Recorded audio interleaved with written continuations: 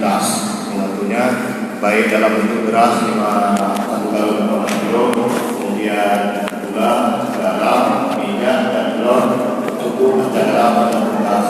Dan bagi bapak dan ibu sekalian yang ada di masjid, kami juga satu khusus dari keinginan kalau ada bapak dan ibu punya kelebihan, kita akan lakukan jamaah kita yang tergolong tidak mampu, yang tidak mampu mencari satu hari. Ini akan kita telusuri dan kita berikan dalam usaha. Jadi bagi bapak ibu sekalian yang punya kelebihan, kami dan mengusulkan sampaikan kami menyampaikan kajian dan sebentar kami dari para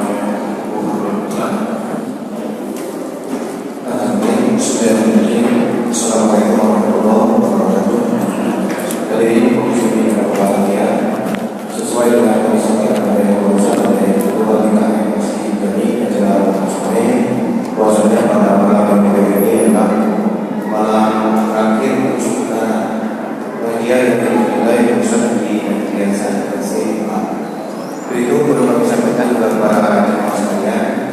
Yang itu mungkin akan sampaikan di Ustaz kembali. Saya juga menyampaikan sedikit bahwasanya kami sudah sepakat dengan pengurus penting semuanya supaya menjaga kenyamanan kita semuanya. Siapapun yang memberikan tausiah, baiklah itu dalam bentuk ceramah, pengajian dan lain sebagainya, mohon sekali keputusan ini jangan dengan salam-salam. Artinya bukanlah untuk menjauhkan sesama kita, tidak. Kadang-kadang kita untuk menghargai beliau terbuka salam, padahal ini Ustaz bebas. Nah, oleh karena dari kita semuanya dan mohon sekali disampaikan supaya tidak ada kesalahan. Kalau nanti Ustaz kita berikan kita mau ikuti sombongkan Ustaz, tidak. Artinya untuk kenyamanan kita semua. Dan juga kebenaran maksudnya mohon sekali lagi sampaikan kepada kita sekalian di salat tidak. Kemudian yang berikutnya juga kami sampaikan itu di perlu dan satu tolong nanti bisa jaga sekian bersama. Baik. Berkenaan dengan waktu isya kita pada malam yang mulia ini yaitu pukul 8:09 ini. Jadi untuk menghemat waktu kita kepada kita terus ada dengan selalu.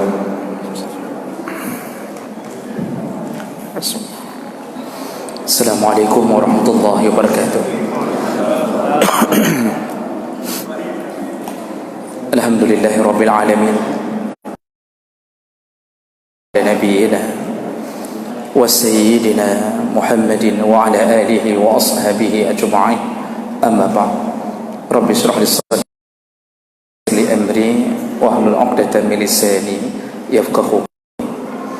Segala puji bagi Allah, kemudian salawat dan salam kepada Rasulullah, pada keluarga dan seluruh sahabat-sahabatnya yang Allah muliakan insyaallah. Bapak Ibu jamaah salat maghrib dan isya, dan semoga kedatangan kita tidak menjadi penyebab datangnya musibah kepada kita insyaallah. Bapak Ibu maka Allah, kita masih membahas dan malam ini terakhir kita membahas tentang adabul masaib wal kurabi, yaitu adab di saat menerima musibah dan kesulitan hidup ya, atau kesusahan.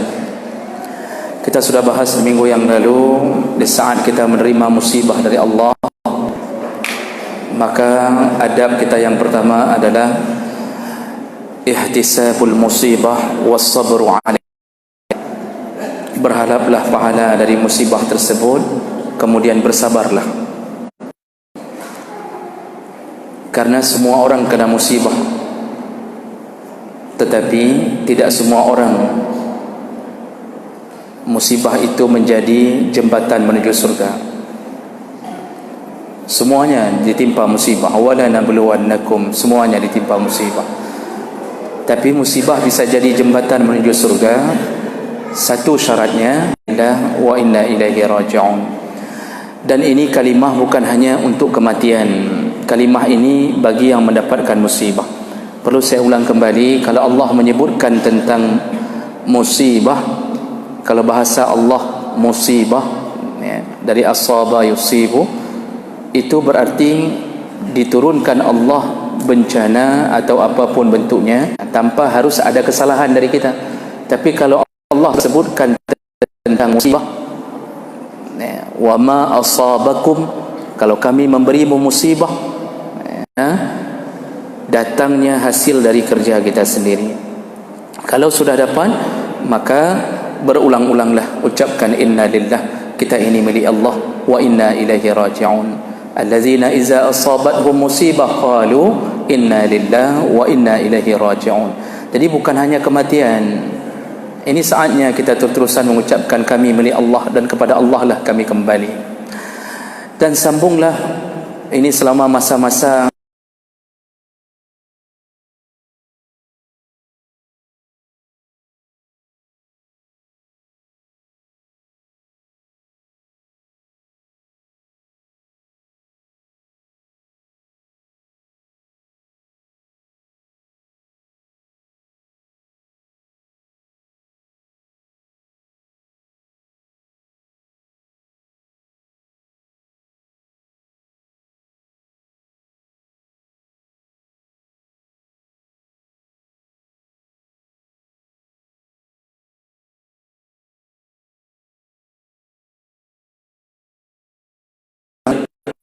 sebutkan salah satu doa, yaitu Rasulullah mengatakan, barang siapa yang membaca pagi dan sore hari 3 kali dengan kalimah bismillahilladzi la yadurru ma'asmihi syai'un fil ardi wala fis sama' wa huwas sami'ul alim, dengan nama Allah yang dengan namanya tidak bisa memberi mudarat apapun, tidak bisa memberi mudarat dengan namanya, wa huwas sami'ul alim, maka Allah lah yang maha mendengar dan Allah lah yang maha. Ulang 3 kali pagi setelah solat subuh, kemudian boleh ulang setelah solat asar atau menjelang maghrib 3 kali. Rutinkan itu selama masa wabah ini, karena di ujung hadis Nabi menjamin tidak akan ditimpa, kata Nabi, dan Nabi tidak mungkin berbohong. Oh, kalau kita ditimpa juga, maka Allah telah itu diberikannya pahala syahid. Allah ingin memasukkan kita ke dalam surga melalui wabah corona ini. Nah, jadi jemaah melakukan Allah, itu doa pertama. Kemudian ada doa lain. Rasulullah sallallahu alaihi wasallam menyebutkan dalam hadis riwayat Muslim dari Ummu Salamah radhiyallahu anha, kata Rasulullah, ma min muslimin tusibuhu musibatun, setiap muslim kalau ditimpa musibah, fayaqulu ma amarahu Allah, dia mengucapkan apa yang disuruh oleh Allah. Apa yang disuruh oleh Allah? Nabi mengajarkan, pertama ucapkanlah inna lillahi wa inna ilaihi raji'un, lalu disambung Allahumma ajirni fi musibah, ya Allah berikanlah pahala untukku, wakhluf li khairan minha, dan gantilah apa yang telah hilang dariku dengan. Jadi inna lillah wa inna ilaihi raji'un, itu kalimah pertama. Lalu sambung dengan Allahumma ajirni fi musibati, ya Allah berikanlah pahala di atas musibah kepadaku ini, wakhluf li khairan minha, dan gantilah apa yang telah hilang dariku dengan yang lebih baik. Ucapkan illa, Nabi mengatakan dipastikan akhlafallahu lahu khairan minha, Allah yang lebih baik, dipastikan Allah ganti dengan yang lebih baik. Masalah lebih baik apa, terserah Allah, terserah Allah. Doa ini dibaca oleh Ummu Salamah, ditinggalkan yaitu Abu Salamah. Lalu kemudian beliau, di sana ada orang yang melamar beliau, mengatakan bahawa adakah yang lebih baik daripada Abu Salamah? Dialah orang yang pertama hijrah menemani Nabi sallallahu alaihi wasallam. Lalu berdoa, ya Allah gantilah dengan. Dan ternyata tidak lama yang melamar beliau adalah langsung sallallahu alaihi wasallam. Jadilah beliau menjadi ummul mukminin, salah satu daripada isteri Nabi. Doa ini yang beliau ucapkan selalu. Dia Bapak Ibu, kalau ada masalah dalam rumah tangga, ucapkan doa ini. Allah ganti dengan yang lebih baik. Saya sudah bilang kemarin, kesulitan, kesusahan dan kesulitan, au syiddah, dan rasa berat sekali. Kita ini berkumpul semuanya, Pak. Hammun, saqam, ghammun, syiddah, ini berkumpul semua ni sekarang. Kita tidak bisa lagi, ini dengan pengumuman tadi, maka jam malam berlaku. Sesama kita tidak bisa, zaman dibatasi, mau duduk bersama tidak bisa, bahkan tidak terdeteksi kapan wabah itu datang. Kita tidak jadi bahagian daripadanya. Dan semua ini adalah kesulitan. Buktinya, orang-orang yang penghidupannya hari-hari tidak bisa keluar, pasar rezeki, kesulitan bertahan. Apa kata Rasulullah? Kalau engkau sudah mendapatkan kondisi seperti ini, faqala, lalu dia berdoa. Apa doanya? Allahu Rabbi la syarikalah. Cuma itu, Pak. Kalau dia sedang merasa susah, gelisah, punya beban hidup yang luar biasa. Kita mungkin susah, Pak. Kiban long hana lepeng, hanjuk long mekat. Ini semua para penjualan. Kalau sempat berlalu terlalu panjang, maka kita yang bukan PNS mungkin akan merasa berat. Kalau PNS gaji keluar insya-Allah. Kami yang bukan PNS, kamu bukan PNS, kita akan bertahan dengan apa adanya.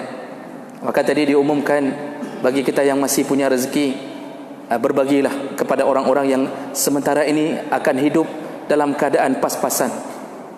Masjid Baitur Rahman, Masjid Jami' menampung semua sedekah, diberikan melalui pengurus yang ingin menolong saudaranya yang miskin, tidak tahu mencari rezeki ke mana selama masa-masa sulit ini. 100,000 per orang, 50,000 pun boleh, yang jangan 1,000. Jangan kasih 1,000, nyampe ni juga yang berbenan. Berikanlah kepada pengurus masjid, akan dibagikan. Maka kalau kita masih menolong sesama hamba di balik kesulitan, maka di saat kita sulit, Allah mengingat kita. Itu janji Nabi. Allahu fi aunil abdi ma kana al-abdu fi auni akhihi. Allah akan senantiasa menolong seorang hamba selama hamba itu masih terus menolong saudaranya. Ingat janji Nabi, Allah akan menolong hamba selama hamba itu menolong saudaranya. Dan satu lagi, sedekah akan menghilangkan penyakit. Itu juga janji Nabi dalam hadis. Mungkin dengan sedekah kita yang 100,000, yang selayaknya wabah itu akan mampir ke kita, Allah tentukan dia bukan orang yang layak dengan sedekahnya, maka dengan izin Allah, Allah pindahkan, Allah hilangkan. Maka bersama ini kepada mereka yang membutuhkan melalui pengurus-pengurus masjid, Bapak Ibu, maka Allah, mereka makan di sana, mungkin di pelosok-pelosok mendapatkan beras dari kita, mendapatkan sembako dari kita, dengan air mata mereka, doa mereka. Kita sudah tertidur, tapi doa mereka melayang ke langit, melayang kepada Allah. Maka Allah Subhanahu wa taala tahu siapa yang memberi, walaupun mereka tidak tahu siapa yang memberi. Allah akan pindahkan apa yang selayaknya kita dapat, Allah kuasakan untuk pindahkan ke tempat yang lain. Ini salah satu efek hebat daripada bersedekah. Dan ini saatnya bersedekah kerana orang sedang membutuhkan. Jemaah maka Allah, maka berdoalah Allahu Rabbi la syarika lahu. Kata Rasulullah yang menyebutkan ini di saat merasa dirinya terbeban, kasyafa zalika anhu, maka Allah lepaskan kesulitannya.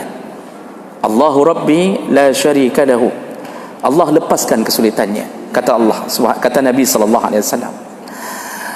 Kemudian ada doa lain. Ini doa lumayan panjang, nanti silakan bantu cek di internet. Ingat kata kuncinya saja, apa? Doa al-makrub disebut oleh para ulama dengan doa makrub, iaitu doa sedang kesusahan. Kurbun itu kesusahan. Kalau kita menamakannya kurab, makanya orang yang datang kurab susah. Ini kurabun itu kesusahan, tidak ada hubungan dengan kurab kita, ya. Apa kata Rasulullah? Disebut dengan da'watul makrub, ya. Kata Rasulullah, ya, siapa yang mendapatkan kesusahan lalu dia qal da'watul makrub, dia membaca doa doa saat ditimpa kesusahan. Apa doanya? Allahumma, ya Allah, rahmatuka arju, ya, rahmatmu, kasih sayangmu aku mengharapkannya. Fala takillini ila nafsi turfata ainin, janganlah engkau membiarkan kami menanggung beban ini sendiri walaupun sekejap mata.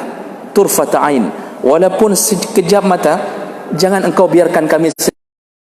Artinya jangan biarkan walaupun kami pejamkan mata sebentar, tetaplah engkau bersama kami. Ini turfata ain, sampai meminta begitu sama Allah. Tapi pasti Allah akan tetap berada dalam kesulitan hamba selama dia memohon kepada Allah Subhanahu wa taala.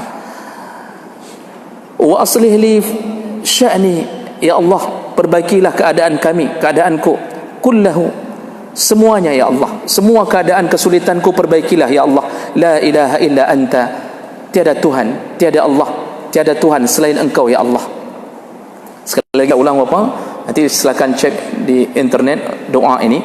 Ini hadis Nabi dari riwayat Ahmad, Abu Daud, Ibnu Hibban, dari Abu Bakrah, dengan derajat yang sahih. Ada yang mengatakan derajatnya hasan. Allahumma rahmatuka arju, ya Allah, kami mengharapkan rahmatmu. Fala takillini, janganlah engkau membebankan kami ila nafsi turfata ain, jangan engkau membiarkan kami menanggung beban ini sendiri walaupun hanya sekejap mata. Maksudnya tetaplah engkau bersama kami. Wa aslih li sya'ni, perbaikilah keadaan kami, kullahu, semua keadaan ya Allah, semua kesusahan kami perbaikilah. La ilaha illa anta, tiada Tuhan selain engkau ya Allah. Jadi Bapak Ibu maka Allah, mudah-mudahan selama masa-masa ini yakinlah dengan pertolongan Allah Subhanahu wa taala. Satu lagi doa yang sering dibaca Nabi kalau sedang kesusahan. Apa doanya? Rasulullah sallallahu alaihi wasallam kana iza qarrabahu amrun, Rasulullah kalau sedang ditimpa kesusahan maka qala, dia berkata, ya hayyun ya qayyum, wahai yang maha hidup, wahai yang maha berjaga, bi rahmatika astaghis, dengan rahmatmu kami memohon pertolongan, dengan rahmatmu kami memohon pertolongan. Ya hayyun ya qayyum bi rahmatika astaghis, kami memohon pertolongan dengan rahmatmu ya Allah. Ini hadis riwayat Tirmizi dari Anas bin Malik. Jadi Bapak Ibu maka Allah banyak sebenarnya doa-doa yang diajarkan Nabi, tapi pilihlah salah satunya, rutinkanlah selama masa musibah ini. Ada orang yang kadang-kadang mengira bahwa kita ini seakan-akan berpura-pura. Arti berpura-pura, kalau sedang ditimpa musibah berdoa, wa tahana musibah li hana doa. Itu memang kekurangan kita. Itu memang kekurangan kita. Tapi kalau dalam musibah pun tidak berdoa, berarti kita betul-betul sombong. Wajar orang kalau dalam musibah berdoa. Jadi jangan mengejek dan menghina teman kita yang kadang-kadang di dalam corona tiba-tiba muncul di masjid salat. Sebelum corona tidak pernah muncul di masjid. Dia sibuk di dalam corona dan corona dia sendiri. Pergi sana, tidak pernah, tiba-tiba nampak. Itu jangan diejek. Jangan diejek, kadah kena gara-gara corona. Jangan begitu. Alhamdulillah dia mau datang, membuktikan Allah Subhanahu wa taala berhasil mengetuk pintu hatinya gara-gara corona. Kalau bukan karena musibah dia dipanggil Allah, kapan lagi dia akan dipanggil Allah? Maka ini panggilan Allah kepada kita yang mungkin selama ini lalai dalam ketaatan kita kepada Allah Subhanahu wa taala. Baik, itu beberapa doa yang hendaknya kita membacanya di waktu kita ditimpa musibah dari Allah. Kemudian adab berikutnya, ijtinabu kulli ma yaghdabullah. Selama dapat musibah, jauhkan diri dari sesuatu yang menyebabkan Allah marah. Kalau musibahnya model musibah kematian apapun bentuknya, maka ada larangan-larangan dari Allah, yaitu dilarang meratap, al-latam, dilarang menampar-nampar diri, wasyaqqul juyub, merobek-robek pakaian, wa khamsul wujuh, mencakar-cakar wajah, wa halqus syu'ur, menarik-narik rambut, ya. Itu kalau model musibah-musibah yang sifatnya spesifik seperti kematian pada seseorang. Tapi kalau musibah wabah seperti ini, jangan tambah kemarahan Allah dengan masih bermaksiat. Maka orang kadang-kadang tidak bisa lagi dibuka pintu hatinya, tidak bisa lagi tersentuh, sudah tertutup hatinya, distempel oleh Allah Subhanahu wa taala. Di antaranya ada orang-orang yang tidak bisa lagi kembali, tidak bisa mendapatkan hidayah dengan mudah kalau Allah sudah stempel. Salah satunya adalah apabila ada orang yang meninggalkan salat Jumat 3 kali dalam keadaan tahawunan, dalam keadaan meremehkan Jumat. Kata Rasulullah, man tarakal Jumat salasa marrat tahawunan, barang siapa meninggalkan Jumat 3 kali dalam keadaan meremehkan, tidak uzur, tidak sakit, tapi asal waktu Jumat tidur 3 kali, taba'allahu ala qulubihim an-nifaq, maka Allah stempel hatinya dengan nifaq, kemunafikan. Kalau Allah sudah stempel, susah menerima kebenaran. Corona sudah datang, masih maksiat. Padahal maksiat itulah yang menyebabkan Allah marah. Kalau masalah sebab yang dibuat oleh manusia, itu hanya supaya manusia tidak bingung kenapa datangnya corona. Ada yang mengatakan datang dari kelelawar, ada yang mengatakan datang dari ini, datang dari itu, ada yang mengatakan dibuat ini projek Amerika, Yahudi, macam-macam, Pak. Tapi kita perlu introspeksi diri bahawa ini datangnya karena maksiat kita. Hadis Nabi SAW menyebutkan, waktu Nabi sedang duduk dengan sahabat, tiba-tiba lewat jenazah. Lalu Rasulullah SAW berkata, mustarihun wa mustarahun minhu. Jenazah itu ada yang istirahat, ada yang diistirahatkan darinya. Lalu kemudian sahabat bingung dengan kalimah Nabi dan mereka bertanya, apa maksudmu ya Rasulullah, jenazah istirahat dan diistirahatkan darinya? Kata Rasulullah, innal abdal mu'min, kalau hamba itu hamba yang saleh, maka jenazahnya yastarih, dia istirahat dari apa? Dari nasabid dunia, kelelahannya hidup di dunia, ya, wa azaha, dan kesulitan, ila rahmatillah. Jadi kalau ada jenazah orang saleh, istirahat dari salat tahajud yang melelahkannya, istirahat dari jauh pergi untuk salat subuh ke masjid, istirahat menahan dinginnya subuh, istirahat dari menghabiskan harta yang dia sedekahkan padahal dia yang mencari, istirahatnya dari memberi nafkah kepada anak isteri di bawah terik matahari, istirahatnya isteri yang salihah yang selalu berkorban untuk kesenangan suaminya, kesenangan anak-anaknya. Kalau orang saleh betul-betul istirahat. Tapi jenazah kedua, kata Rasulullah, tipenya mustarahun minhu, diistirahatkan. Nah, di sini ada kata kunci, Pak. Apa maksud istirahatkan? Bukan dia yang istirahat, ahli maksiat. Innal abdal fajir, kalau hamba itu hamba yang ahli maksiat, dia tidak istirahat, dia memulai siksaan di alam kubur. Yang istirahat adalah siapa? Yastarih minhu, yang istirahat adalah al-ibad, hamba-hamba yang lain.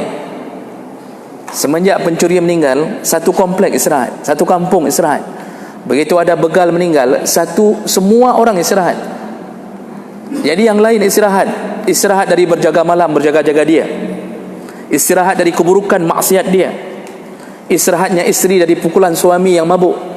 Jadi orang lain yang istirahat, semua mengucapkan alhamdulillah. Begitu dia terdengar namanya, langsung terucap alhamdulillah, cik kamati, alhamdulillah kamati. Semua mengucapkan alhamdulillah, istirahat semua orang. Kemudian bukan itu saja, wasyajar waddawab wal bilad, pepohonan istirahat, binatang istirahat, negara istirahat, al-bilad. Ini harus dipahami, Pak. Kalau manusia okeylah, maklum istirahat kita dengan pencuri meninggal tadi. Tapi apa maksudnya istirahatnya pepohonan? Apa maksudnya istirahatnya binatang? Dan apa maksudnya istirahat negara? Kacaunya binatang, pepohonan, kadang-kadang susah mendapatkan hujan. Kenapa? Allah tahan hujan gara-gara ada yang bermaksiat di tempat dia tumbuh. Istirahatnya negara, Allah beri musibah terus-terusan kepada negara itu selama masih ada maksiat di dalamnya. Makanya kalau ahli maksiat meninggal, yang istirahat negara, Allah kembali rahmatkan, Allah kembali berikan keberkahan. Makanya yang membuat negara seluruhnya pandemi internasional, Pak, negara kena semuanya. Kenapa? Maksiat. Buktinya Nabi mengucapkan kalau maksiat itu dicabut, semua berhenti dari maksiat, semua berhenti dari zina, berhenti dari riba, berhenti kembali kepada Allah, takut kepada Allah, maka Allah akan rahmatkan kembali negara itu. Orang hari ini mencari obat corona di mana-mana, tapi maksiat tidak mau berhenti. Kalau seandainya corona ini berhenti setelah 2 bulan yang akan datang, maksiat semakin merajalela, tunggulah Allah ganti lagi dengan virus yang baru. Dulu DBD tipes tidak ada obat, setelah ditemukan obat, berhentikah virus yang baru? Tidak.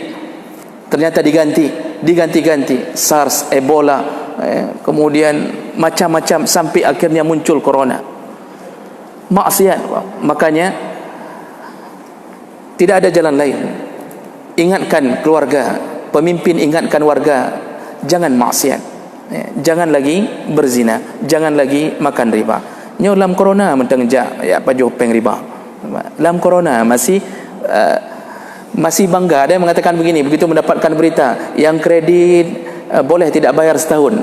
Oh, orang-orang kredit langsung mengatakan alhamdulillah, ya, akhirnya kita dapat rahmat dari Allah di balik kredit ini. Padahal ciknya but ribanya. Tapi dia bersyukur karena ada ini. Sayangnya berita itu kemudian tidak dilaksanakan, Pak. Semua rentenir tidak mau dengar. Ya, tidak mau dengar, tetap harus bayar. Jadi ini maksiat. Maka berhentilah maksiat. Terakhir, di saat kita menerima musibah, maka musyahadatun ni'mah fil musibah. Lihatlah nikmat di balik musibah itu. Semua yang Allah berikan pasti ada sesuatu yang Allah inginkan dari diri kita, pasti, Pak. Cuma kadang-kadang kita tidak bisa membaca ilmu Allah. Simple saja. Seandainya tidak ada corona, Pak, sampai hari ini China masih terus menyiksa saudara kita di Uighur. Simple saja. Kalau tidak ada corona, China hari ini tidak akan berhenti menyiksa saudara-saudara kita di Uighur. Begitu corona datang, Allah hentikan siksaan itu. Mereka mulai menyiksa rakyatnya sendiri. Bayangkan bagaimana cara Allah membuat makar. Wa makaru wa makar Allah. Mereka membuat makar, Allah pun punya makar. Wallahu khairul makirin, kata Allah. Makar Allah sebaik-baiknya makar. Orang sibuk dengan memberantas corona, tidak sempat lagi memberantas Muslim. Di mana-mana Muslim diberantas. India berhenti sementara untuk membunuh saudara kita yang Muslim. Secara skala kecil, dari dulu di atas mimbar kita dengungkan bahawa maksiat kita di kedai kopi, iaitu di saat azan berkumandang maghrib, kita tutup kedai kopi, orang masih di dalam, tapi tidak ada yang menutupnya, tidak ada yang peduli. Ternyata hari ini Allah tutup sekaligus semuanya. Hanya buka 3 kopi, walaupun yang batat-batat, tapi tidak bisa buka lagi. Mereka bingung bagaimana cari rezeki. Makanya waktu Allah sedang beri kesempatan rezeki banyak, taatlah kepada Allah. Ini semua pemilik kedai kopi setelah ini, jangan tunjuk tangan, Pak. Semua pemilik kedai kopi setelah ini jangan lagi lakukan maksiat yang sama. Begitu azan maghrib, tutup semuanya. Kembali setelah Isya terbaik, Allah berikan keberkahan. Pekan Haruta Som-som murung dalam kedai kopi Danyo. Semua dosa mereka dilimpahkan kepada pemiliknya. Bahkan pemiliknya telah meninggal dunia. Kalau kedai kopi itu masih terus berjalan sistemnya seperti itu, maka Allah kirimkan dosa semua orang di dalam yang tidak salat kepada pemilik kedai kopi yang telah almarhum tadi. Sayangnya tidak didengarkan, sehingga Allah langsung turun tangan sendiri untuk menutup kedai-kedai kopi. Maka jadilah kedai kopi yang saleh, yang bersyariat setelah kejadian ini. Nyo kadang-kadang tunggang, Pak. Kita di lockdown tidak, tapi kita lockgong kadang-kadang. Ya. Sudah diingatkan Allah berulang-ulang, hana tadarjid. Na'udzubillah, tidak ada lagi kalimah yang bisa kita lakukan kecuali hanya kita berharap dari Allah. Jadi di balik musibah itu, Pak, ada nikmat, ya, yang Allah berikan. Makanya mudah-mudahan apa yang Allah berikan kepada kita tetap yang terbaik untuk kita. Dan semua peraturan-peraturan Bapak Ibu, kita tetap taat kepada pemimpin sementara ini. Seandainya nanti ditutup, ya, Jumaat tidak boleh, jemaah tidak boleh, bukan bermakna bahawa kita dihalang-halang untuk menemui Allah. Tapi begitulah yang telah dipraktekkan oleh sahabat sehingga berhasil memutuskan taun, tidak berkumpul selama beberapa saat. Mudah-mudahan Sya'ban ini kita putuskan tahun dan kita berjumpa kembali dalam Ramadan. Mudah-mudahan dengan keberkahan Ramadan, Allah Subhanahu wa taala telah menghilangkan semua tahun yang menimpa kita, dan mudah-mudahan Allah berkahi kita. Dan Allah seandainya memanggil salah satu di antara kita, maka bersyukurlah kepada Allah karena kita telah dipilih untuk orang ini. Kita tidak membuka lagi sesi tanya jawab, tapi yang penting Bapak Ibu maka Allah Subhanahu wa taala, ini sementara kita berhenti di sini dan kita tidak berjumpa di minggu yang akan datang. Walaupun kerinduan kita, saya rindu untuk melihat Bapak Ibu, dan Bapak Ibu tentunya belum tentu rindu melihat saya, tetapi ini semua karena izin Allah Subhanahu wa taala. Dan insya-Allah inilah pilihan terbaik di antara kita selama ini, dan mudah-mudahan Allah Subhanahu wa taala menjumpakan kita kembali di waktu yang berbeda, dan seandainya kita tidak jumpa maka Allah jumpakan kita kembali di dalam surganya. Amin ya rabbal alamin. Subhanakallahumma bihamdik asyhadu an la ilaha illa anta astaghfiruka wa atubu ilaik. Wassalamu alaikum warahmatullahi wabarakatuh.